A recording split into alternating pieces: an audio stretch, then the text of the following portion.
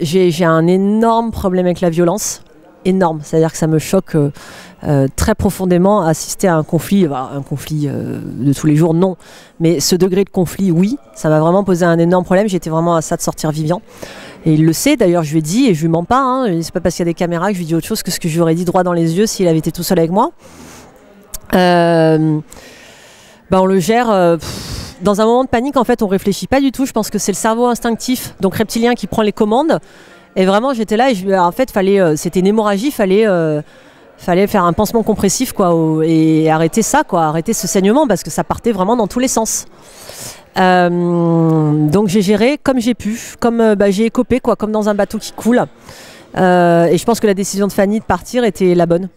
Ça a permis de faire, voilà, c'était pas idéal en effet, mais c'était intelligent et sage de sa part. Ah ben Vivian, je l'aime.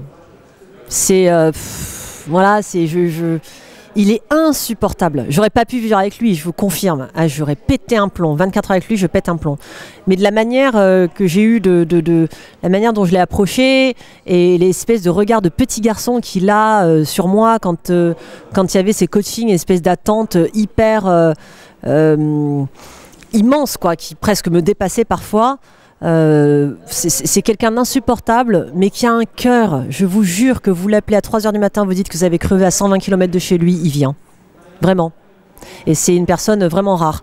Vraiment insupportable, ça c'est vrai. Il est chiant, il est fatigant, il part dans tous les sens. Il m'énerve très souvent, mais il est vraiment dans mon cœur, quoi. Il a un truc... Même mon mari qui l'a rencontré hier soir m'a dit, mais j'ai été hyper touchée par ce mec. Hyper touchée.